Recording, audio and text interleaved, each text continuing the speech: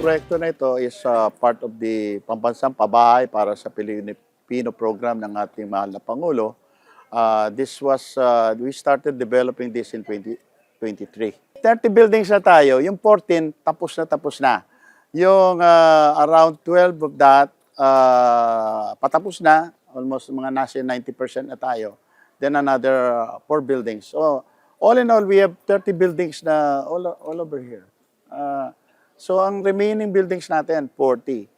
Ito, dinaanan na ng malakas na earthquake ito. Structurally sound yung lahat ng mga projects natin. Pinag-aralan natin mabuti ito bago natin itayo. Ito po yung Social Housing Finance Corporation. Mandato natin ay talagang gumawa ng mga social housing programs para sa mga formal and informal settlers na nandun talaga sa mga mababang kita na kababayan natin na hindi kaya magkabahay kung hindi natin sila tutulungan. So itong pambasang pabahay para sa Pilipino program, number 1, mura na yung pagkakagawa dahil gobyerno tayo, mas napapababa natin ang construction cost. Unang-una, nung pagbisita niya kanina, napansin niya na umikot siya maraming mga bata. So sabi niya sa amin, baka kailangan natin maggawa ng sariling eskwelahan at iba pang pasilidad para doon sa mga bata dito mismo sa loob ng development. Ang Pag-ibig po, Pag-ibig Fund, no, sa pangunguna ni CEO Malen, meron po tayong 3% home loan program under the 4PH.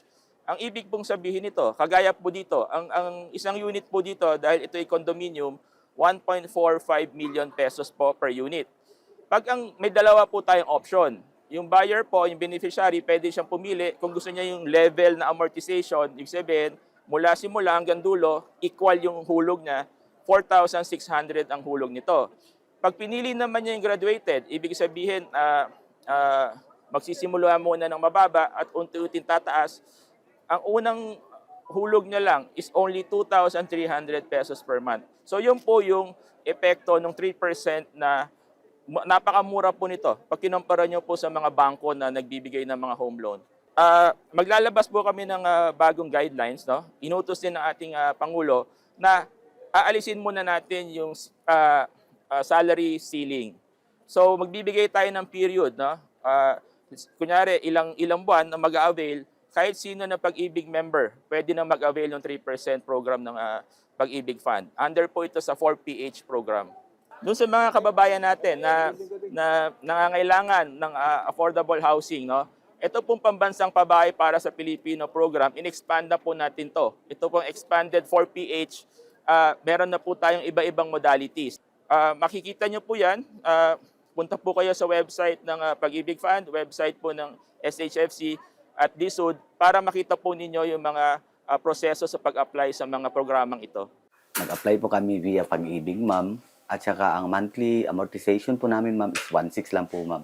Yun, nakaluwag-luwag din kami kasi nung una 4K, almost 4K yung monthly rent namin sa Boulevard, ma'am. Tapos ngayon, 1.6 na lang. Malaking tulong din sa amin, ma'am, kasi wala po kaming bahay. Ngayon, meron na. Ma'am, thankful po ako, ma'am, na naka-avail po kami sa libreng pabahay. Parang libreng pabahay po ni Pangulong Bongbong Marcos, ma'am.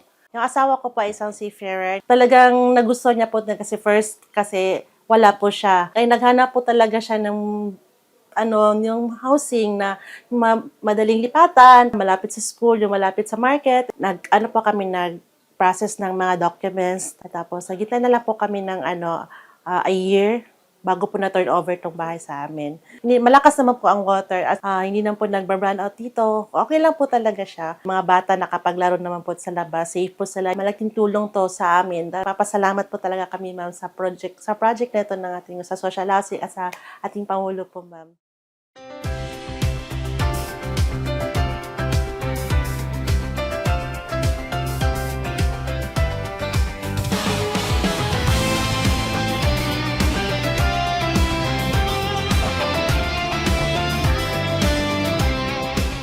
Ang ginagawa natin ngayon, hindi lang tayo gumagawa ng bahay, gumagawa tayo ng community na kumpleto na lahat.